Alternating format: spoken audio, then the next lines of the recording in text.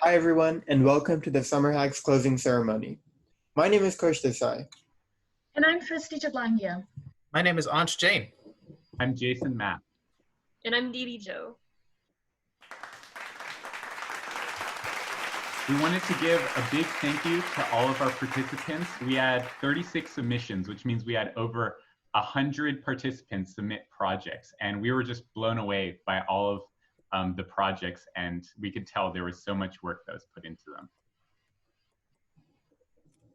Thank you to all our amazing speakers and workshop hosts for making the hackathon worthwhile for 12 weeks and keeping it going. And a big thank you to all of our fantastic mentors that have partnered with these teams and helped them throughout the entire process. They've spent like many hours through these past 12 weeks just making sure these teams had all the support technically and otherwise to make their projects as great as possible. So big thank you for all of them. And lastly, thank you very much to our unofficial sponsors, to AWS, Azure, and CloudSploit for offering credits for our hackers, and to Neppers for their generous donations so that we can afford prizes for our winning teams. So now let's get into the logistics of the closing ceremony.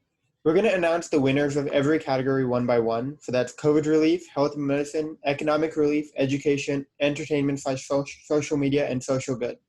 If you are one of our winners, we will reach out to you after the closing ceremony to discuss how prizes will work for this hackathon. So first up, we have COVID relief. We had a bunch of projects in this category that kind of ranged from like data about COVID, and things that helped people be more informed, to like ways that we can help keep people healthy and entertained during this season of quarantine. Our winner for this category we chose because we really liked their creativity throughout the entire project. Their demo video, which you'll see in a few seconds, was incredibly fun and it made us all just kind of laugh. We also just liked how much effort we could tell was put into the project. They made their own graphics, and yeah, we really liked this project, so I hope you enjoy too. And our winner is Dungeon Adventure by Kelly, Esther, Joshua, and Reed. Are you a kid who's bored out of your mind in quarantine? Do you have a strong urge to learn basic arithmetic? Will your parents not get off your case about TikTok? Do you like descending thousands of meters underground and fighting terrifying monsters? If the answer is yes, then this is the game for you.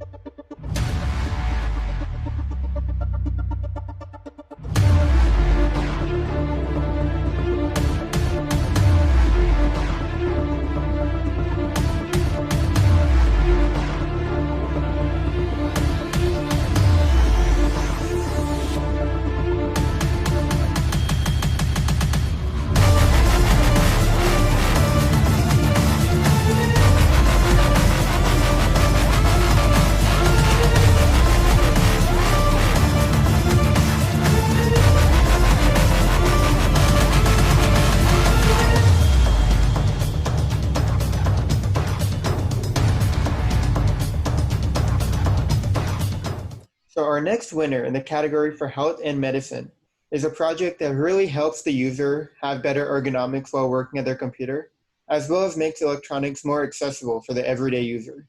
We really enjoyed their demo video and thought that this was a really cool project that we'd like to see taken forward in the future. Without further ado, our winner is Jarvis 2.0 by Sahil Jain, Sunny Lee, Conrad Lee, and Matthew de Guzman.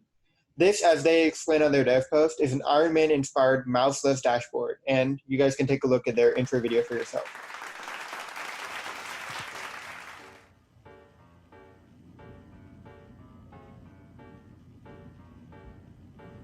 We can build that.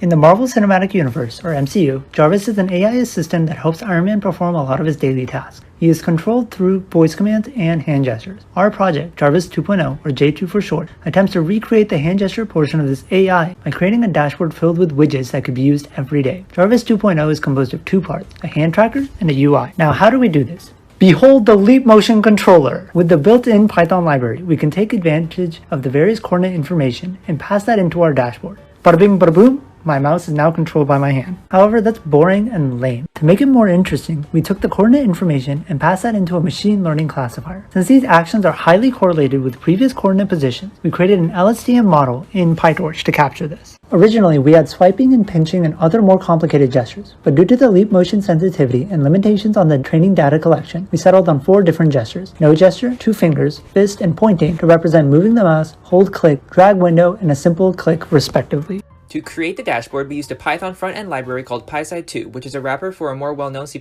library known as Qt. In regards to the graphics, we used Blender for the background, and for the widgets we used Figma. We decided to stick with the blue futuristic color scheme to truly imitate Iron Man's Jarvis. Similar to how Tony Stark interacts with Jarvis, we can also move and interact with the widgets using the gestures from the hand tracker. For our first widget, we have a simple but practical military clock configured to Central Daylight Time. Like all our wonderful widgets, we can move it around and resize. Next up, the weather app displays basic weather data at a given location and changes background color to match the day or night of the location. Here we can see the temperature, humidity, wind speed, and a description of the current conditions, as well as a small icon visualizing it. This app works domestically and internationally, so you can watch us look up the weather in Dallas, London, Beijing, and Johannesburg here in the demo. The calendar is linked with the user's Google Calendar. The user can both create and view future events and see events for a click to date in the taskbar. You can see on Friday I have to go strawberry picking and purchase 2 olives from the grocery store. This app allows the user to access music from Spotify. For example, let's look up and cue Crush by Tessa Violet. Boom, done. I can also listen to any playlist I want. Since I am a huge Taylor Swift fan, let's play Taylor Swift Love Songs. You can even play whatever song you want, even if it's minimized. You can also interact with music just as you would on Spotify, skipping, adjusting volume, and playing anything you search. Now let's switch to our Gmail app. On the left, we can see a preview of the user's emails. You can also click on the previews to see the full email thread. Let's click on this conversation with Conrad. You can notice that I can swipe through the thread to see these fire lyrics. The Gmail widget also allows you to search for a specific email just like you would in Gmail. For example, let's look for any email in regards to your mother. Look at these relevant emails. Now let's see if my friend Sunny sent me an email. Looks like she wants to pet a dog. I can reply with, "Dear Sunny, when can I pull up Matt?" And sent. As we are in the middle of a pandemic, our final widget is a COVID-19 data tracker. On the left side, we have a map that visualizes the number of active cases for different countries. To the right, we have a graph that displays data for a specific country. As I live in the US, let's look up the current coronavirus statistics for the United States. I can see the number of total cases, deaths, and recoveries over time. If I want to go even more local, I can find coronavirus data for my county. We can even look at places outside the US. For example, let's try Germany. Let's see how Indonesia's doing. Okay, let's try North Korea.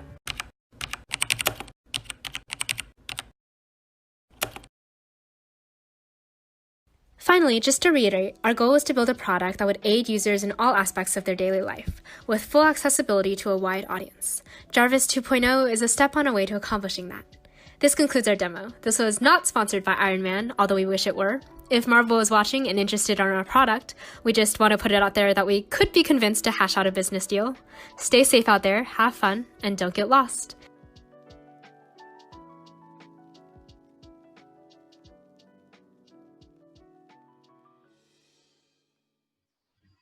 All right, moving on, we have our third category, economic relief. And for this winner, we chose a project which we thought did a great job in its objective of trying to close the gender and diversity gap in the tech industry. And we also really appreciate this hacker's dedication to her project and dedication to the event.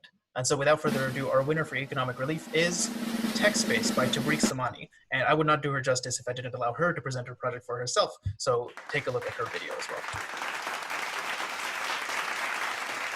My name is Tabrik Samani, and I'm a computer science major at the University of British Columbia and an aspiring software engineer. I'm passionate about leveraging technology to build an equitable world. Imagine having tirelessly worked on your projects and resume, successfully building your brand and applying to jobs, confident that you are capable and worthy. You submit your resume to your dream company, and the recruiter takes their quick 10-second look. In that look, they see your name, which triggers an inherent bias in them, and they toss it aside. Years of hard work and determination all tossed aside, just because your name and their bias clashed on the basis of ignorance and lack of understanding. Now is our time to change this. Jobs are based on qualifications and how well you fit into company culture. Your background should not be a deterrent to you being economically successful. We all look for jobs at one time or another, and it is important to know that we have an equal chance of receiving an offer purely on a meritocratic basis. The tech industry is often rightly criticized for not being inclusive enough with underrepresentation of women and people that belong to visible minorities. In the US, 57% of the workforce consists of women, yet only 26% of tech-related jobs are held by them. In addition, only 4% of tech jobs are held by women of color despite them making up 16% of the workforce. The industry can reach its potential if we transform it into an inclusive community. The process that needs the most significant transformation to contribute to this change is the recruitment process, and so the key players are recruiters and job seekers, both because they want to be active contributors to building inclusive tech communities, and knowing that they have a fair chance of getting an offer. Our solution is a two-way effort to counter inherent biases. Companies need to be held accountable, and this will be done by including their inclusion levels as part of the job postings. To get the conversation going, and to encourage companies to work towards better inclusivity for the PR as well. People would also want to be part of more inclusive and accepting company cultures. Here, the inclusion rankings would be from the Refinitiv Inclusion and Diversity Index. We also have the ability to filter by role and to filter by commitment. On the recruiting side, the recruiters will not be able to see any personal identifying information until they click Contact in the case that they want to contact a candidate, and henceforth they will be able to see an email to reach them with. This allows them to put all their biases aside and focus on the skills, projects, and experiences of the candidates and judge them based on that at the initial screen. This anonymity of removing personal identifying information is what makes us stand out and allows us to give everyone a fair chance to be considered. From here, it's also extremely simple to add a job. All they have to do is fill out this short form and the job will be added to the dashboard.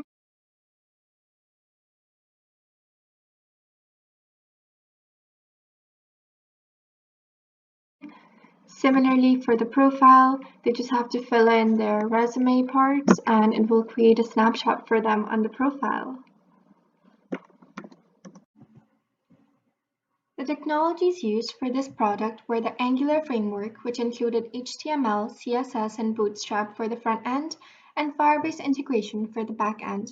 The most challenging part was learning Angular fully self-taught, as it is a steep learning curve. However, it was a fun and engaging experience throughout the journey. The next steps would be to transform this application into a live matching portal where when a candidate and recruiter simultaneously indicate interest, it matches them up, and they're able to start a conversation by scheduling an interview through the app. This will ensure all communication is done within the same system. Thank you.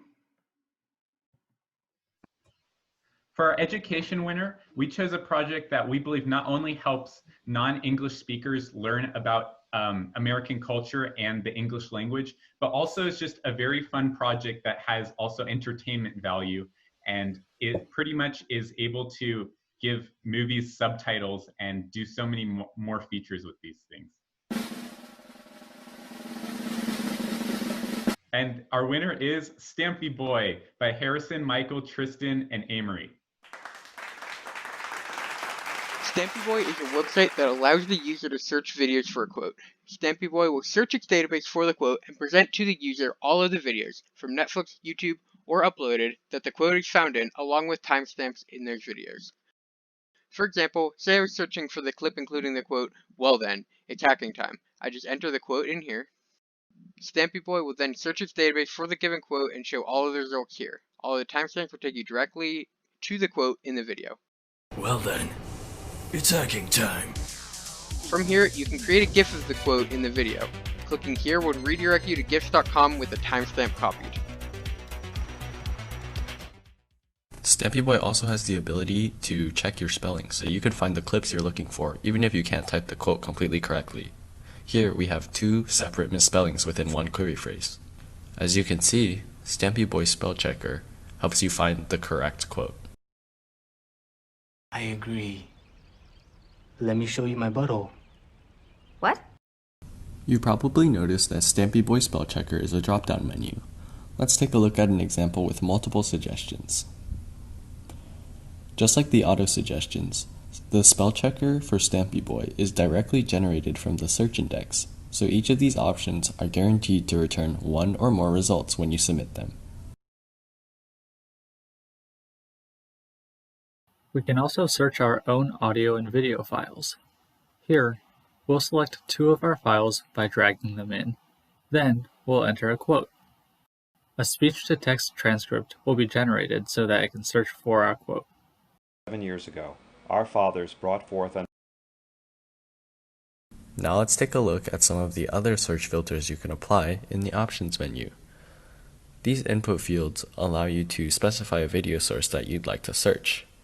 You can also leave them blank if you just want to filter your results by a certain video type. Let's say we're watching an episode of Master of None and we're looking for the part where he talks about Eminem. Let's search. Not quite what we're looking for. Let's go back and put the video link in.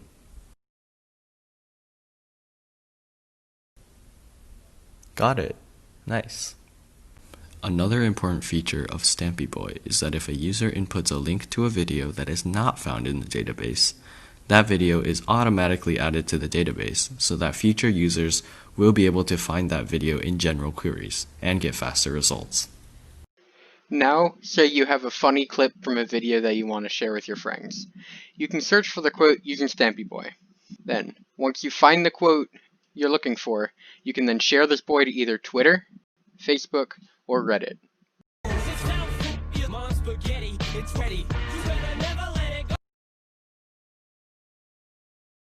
You can also copy the timestamped link to share elsewhere.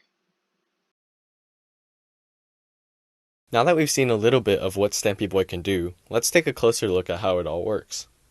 We used many different technologies, and the main ones are listed here on this slide.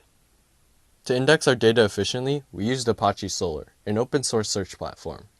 We customized our instance of Solr to make it as easy as possible for our users to find the clips they're looking for, even if they don't know the exact quote. We achieved this by using things like word stemming, filtering out common articles and pronouns, and even phonetic matching filters. Perhaps the most challenging part of configuring Solr was designing a schema that would be both efficient to search and efficient to store. We ultimately decided to delimit words within a timestamp with hyphens, while delimiting timestamps with spaces. Using this technique, we were able to index over 330,000 videos using less than 1.4 gigabytes of storage. To build the YouTube index, we used the YouTube 8M dataset of TensorFlow records. Using a scrapey web crawler, we can quickly decode ID keys with 8M's lookup URL system and send them to a YouTube transcript API to retrieve video captions. Finally, the transcript is submitted to our Solr index. When a user enters their own YouTube link, it will also be transcribed in index if it isn't already found. To build the Netflix dataset, we parsed through a collection of Netflix information files and extracted the attributes we needed. These attributes were then used to assemble a dictionary that would associate the Netflix ID, found in a Netflix URL, with the information for that episode or movie. This information can then be used to download the subtitle file, which is processed and added to the Solr index. In order to search uploaded videos, we use Mozilla's DeepSpeech, an open source speech-to-text API to generate a transcript. The transcript was then processed in a similar fashion to the other methods and was then searched for the defined quote and context. As we saw earlier, Stampyboy is a way to quickly and conveniently find the best meme content. It's also a great tool to just share your favorite quotes from TV and videos with friends and family. Another application of our website is to help English learners with pronunciation and grammar, allowing them to hear words or phrases spoken naturally in various tones and contexts. Finally, it can help you skip to the content you are looking for. Whether in a long lecture, speech, or presentation, you can quickly find what you need. Moving forward, we plan to take this project further by offering support for more streaming platforms, such as Hulu, Prime Video, and Disney+. Additionally, we will add transcripts of more languages other than English, whether translated or native. This will expand our database to greatly diversify the quotes our users can find. So for this next category, we have entertainment and social media, where we had a bunch of different projects, and this was one of the categories where people went and took their projects in a very different way. So it was really, really cool to judge them. And so this project is actually really interesting, and it takes a new way into interacting with websites. So let's take a look at the winner. So our winner is Chrome Comments by Ishan and Shernik. Congratulations. Extension designed to connect Chrome users as a sort of social media for Chrome and to create increased transparency on the internet. Users can create their own profile from which they can make comments. In addition, users will be able to friend other users and see what they've commented in the past. For example, here I can look at the URLs that I've commented on, and if I go to a friend, and here there are no comment, there is one comment, and if I go to this page, I can see all the URLs he's commented on, right?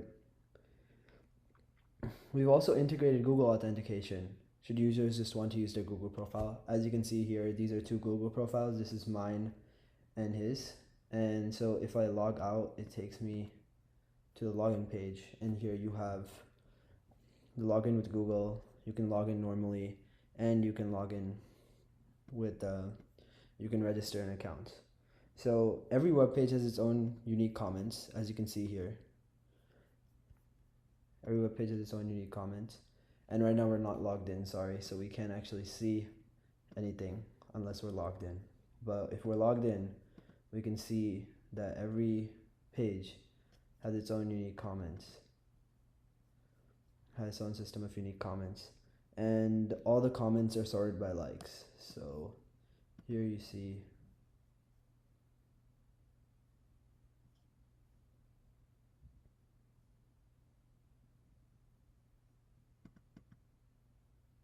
all the comments sorted by likes. Similarly, you have all the comments. Here there aren't any likes, but you have all the comments sorted by likes.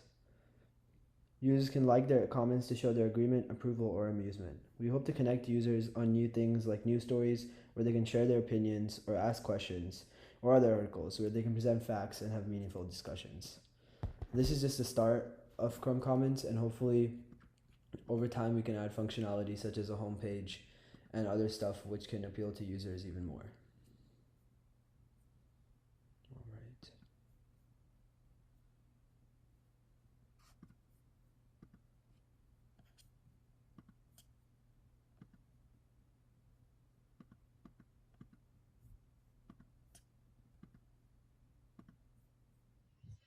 Our next category is social good, and this was our largest category by far. We had a bunch of really cool projects, and it was really exciting just seeing the ways that people are using technology for social good. We ended up picking two winners for this category because we just couldn't choose between two projects. They both use really interesting technologies to really help people's lives. I think they both have potential to go on and become like really solid projects that really help people in their life in different use cases. And so without further ado, here are the two projects we chose.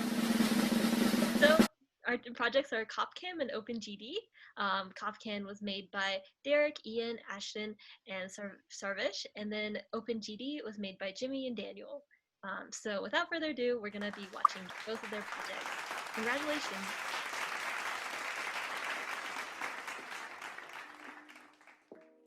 Hi, we are CopCam, a technology that protects and preserves video evidence to hold accountable those whose job is to protect and serve the people. As you all may know, police misconduct is still a widespread problem. Take, for example, in Buffalo, New York, where a senior citizen was protesting police brutality and was violently shoved to the ground by police officers and left to bleed. When the officers reported the incident, they claimed the civilian tripped and fell. But once the video of the incident was released, the police were forced to admit it was their misconduct that led to the terrible injury. This example highlights three of the main problems we are trying to solve. First, video evidence of police encounters are rare in general. Second, police departments don't release much data to the public or report their own misconduct, which leads to the policing data being untransparent and misrepresented. And finally, groups that are susceptible to bad policing practices are rightfully fearful of encountering the police. The core goal of CopCam is to increase accountability, and we want to make that as easy as possible. The setup page is simply allowing some permissions, connecting your Google account, and then you're good to go. Because of how easy this app is to use and the technical features it has, it comes with a lot of guarantees. When we look at the features of the app, we see many important things that come together. We see that there is a live streaming database where videos can be uploaded securely. This means if cops get aggressive or they try to confiscate your phone, the video will keep going and the video will be saved. There is no threat of you losing your evidence. Additionally, the second you click that button, a message goes out to your contacts, your emergency contacts who are your loved ones, your closest friends, with your location and a link to the video. No other app is doing this location-based sharing right now, and it's vital to increase the safety of the user. Along with our screen dimming feature for maximum security and our future plans to use Firebase Analytics to establish police heat maps, this app will be the most powerful and easy to use tool to increase accountability for police abusing their power. Now let's see how it's done. Once you've set up CopCam and enabled all its permissions, you can select your emergency contacts. These 3 people will be the first notified when you start a live stream. Once that's done, you're good to go and can leave the app for as long as you want. When the time comes, you'll be able to quickly start a stream in only one touch. While the YouTube stream starts, your loved ones will receive a message containing your location and a link to the stream. From that link, they'll be able to see what's happening in real time, and that evidence will be safe inside the YouTube cloud. Even if the worst happens, your loved ones will know where you are and what's happening to you, and have the evidence to act on it. After reaching out to over 100 people on Instagram for market research, we discovered that many people thought having a Know Your Rights section or a What to Do If You're Pulled Over guide would be very useful. This is because most people don't know exactly what they are allowed to do around police. In response to this feedback, we built these easy-to-read screens to provide suggestions to our users. So what's behind all this? For the core functionality of the app, we use the YouTube live streaming API to automatically upload streams to our users' accounts. Choosing to host live streams on YouTube has several benefits. Users have their data on a trusted and secure platform, live streams are easily accessible to loved ones, and most importantly, it costs us nothing to host live streams on YouTube. Additionally, the app leverages several built-in tools to get the user's location, send text messages, and dim the screen. We also send non-personal user data to our Firebase Analytics, where we can study user habits as well as build maps of where incidents are taking place. So you may be wondering, who are we? My name is Ashton Mehta, and along with me on our team is Derek He, Sarvesh Subramanian, and Ian Pedroza. We are all technology-oriented individuals from the Houston area, and we also share a passion for social justice. With this opportunity, we wanted to combine our passions and talents to create an app that would bring the much-needed change to our society.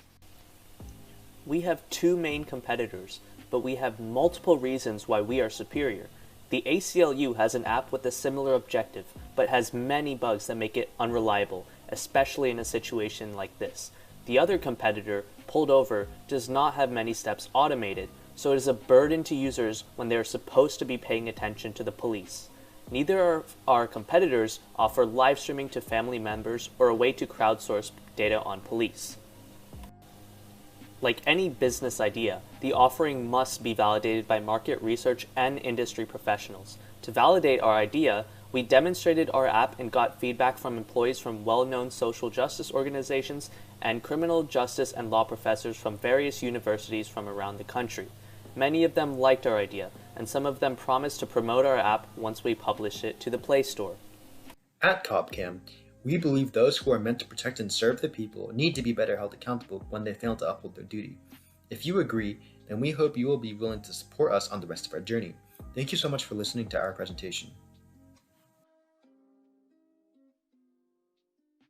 OpenGD, a free and open source real-time gun detection system. So what are we trying to do?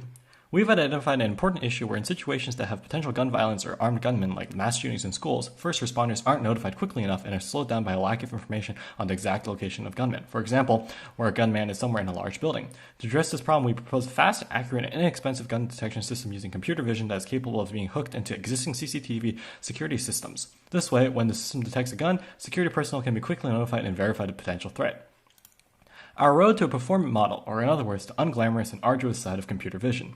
We started by training with around 3,000 handgun images annotated by a team at the University of Granada with the YOLO v4 framework. From here, we realized that there were far too many false positives, so we used the bootstrapping technique shown in the diagram to add over 5,000 hard negative images. Essentially, we would run our model on large and diverse datasets of non-gun images and add images that our model predicted were guns with relatively high confidence to our training dataset. Next, we added in around 2,000 synthetic images from edgecase.ai to further improve our model. These images were made up of 3D models of people holding guns in a wide variety of environments and lighting conditions. However, this led to an issue of reality gap where the model is trained on images that don't exactly reflect reality. To mitigate this, we trained on the synthetic data first and selected the weights with the highest performance before continuing to train on purely real data. We then took in additional real images from Google Open Images as well as random video clips online that contained people holding guns and annotated them. Through the process of around 30 training and testing rounds with different data combinations, hyperparameters like network resolutions, and types of data processing like mosaic and cutout, we achieved acceptable real-world performance with mean average precision of 98.53% on a validation dataset of 299 gun images and 935 hard negative images. So what can our project actually do? We can currently achieve gun detection around 82 frames per second on a standard NVIDIA 2080 Ti, which means that a single GPU is currently capable of processing 8 simultaneous video streams around 10 frames per second, which is perfectly adequate for detection purposes.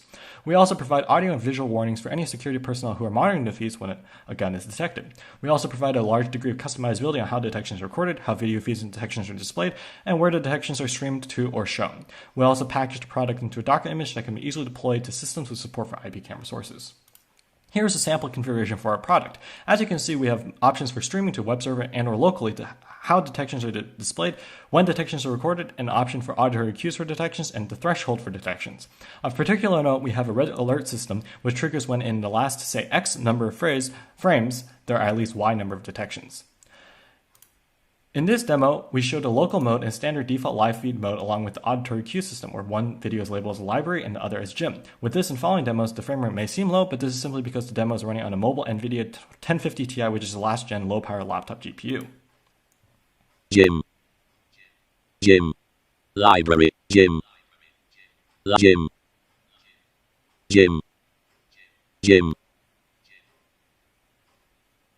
Gym. Library. Moving on, in this demo we show how videos and images are recorded when there are detections. Of note, videos are coded to only record when there's detection and there has been some specified length of time after the last recording triggered. For example, if there's a 1 second buffer, the next video won't be recorded until at least 1 second after so that the recorded videos don't unnecessarily overlap. In this final demo, we showed the web server mode along with the detection only mode where only detections are shown rather than every processed frame. In this case, all streams are sent in full resolution, so you can zoom in and you'll see that it's still full HD.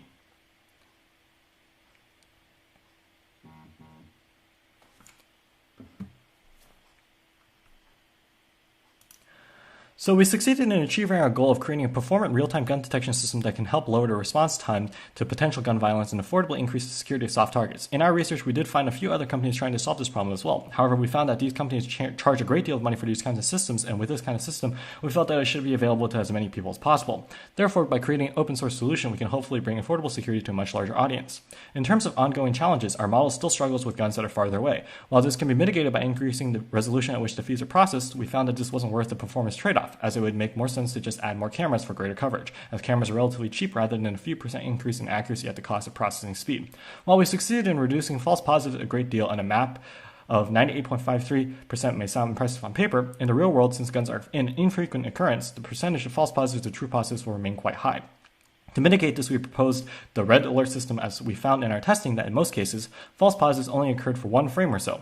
So by only creating a red alert when there are multiple positive detections in a short period of time, we can significantly reduce the percentage of false positives. Additionally, there are some issues on privacy where who can access the security streams and associated data, as well as there being an issue where a system may cause security guards to be more lax, much like people sleeping while driving a Tesla on a highway. We mitigate this somewhat with our auditory alert system. Finally, what are some steps moving forward? We should add a GUI to replace the configuration file for better usability, a companion app or system to notify security company or police when a gun is detected, multi-GPU support for running the software on servers with more than one GPU, support for other firearms like assault rifles, which simply require an addition of more training images as our dataset was primarily handguns, and finally TKDNN support, which is a kind of neural network optimizer, compatible with our system that can allow for 2 times the processing speed. Thank you for listening. Many of y'all had some amazing projects, and we hope that you continue to work on them and improve them beyond this hackathon. So now we're going to talk about some ways you can do that. Below we've listed a few programs, such as UT's Convergent Incubator, which the applications close August 28th, and if you get into the program, you'll get the opportunity to work with Convergent engineers, designers, and PMs, and be able to turn your project into a business. We also have the Genesis Venture Capital Fund, which is also only for UT students, and they will offer funding and also have business people to work with as well. And finally, we have Dorm Room Fund, which is another venture capitalist fund, but this is for all students, no matter what school you go to. And again, they will be able to provide business advising and funding for your new startup. We'll also have this presentation linked in the description in case you want to pursue any of these opportunities. And be sure to check out our Ultimate Hackathon Starting Guides post-hackathon What to Do section. All right, since all of you have done so much great work over the summer, we figured it would be a fantastic opportunity for you to jazz up your resume or your LinkedIn profile to show off the amazing work that you did for recruiters in your future career prospects. So I have thrown together a quick guide on how to add this experience to your resume and LinkedIn. You can find it at this bit.ly link or at this QR code, or if you're watching on YouTube, it will be in the description as well as in our SummerHacks Slack channel. We also went ahead and created an I Demoed SummerHacks badge in place of the I Demoed sticker you might see at a more traditional hackathon. Feel free to throw this badge onto your resume or on your LinkedIn. The guide that I made has information about how to do both of those things. And as always, if you have any questions, please feel free to reach out to us through Slack or email. And as we've mentioned before, Freetail Hackers is a group of students who put on a lot of different hackathons throughout the year. We actually have our largest hackathon coming up called Hack Texas. It'll be October 23rd through 25th. So this is basically our premier hackathon. It's typically in person, but this year it'll be online. And we are inviting people from any school, any time zone, anywhere basically, to join us for this hackathon. It'll be 36 hours, and all the information you need will be on our website, freetailhackers.com. Our early registration will start September 7th. So if you're interested, be sure to keep an eye out for that. And if you want to learn more about us, about our hackathons, stay informed and connected, as well as learn about hackathons that other schools are holding, make sure you follow us on social media. We have our Instagram, a Facebook page, our Twitter page, and we're at Freetail Hackers on all of those, so it's very easy to find. So be sure to just connect with us, and we'd love to see you at one of our other hackathons.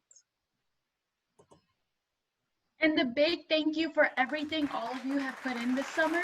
We know that 12 weeks was not easy. Motivation was hard to come by. COVID being at home is not the funnest of times, but you guys really pulled through. We started with 500 members and we ended with 36 submissions, which is really, really impressive. And honestly, congratulations to all of you. Looking forward to see all of you at Hack Texas. Thank you.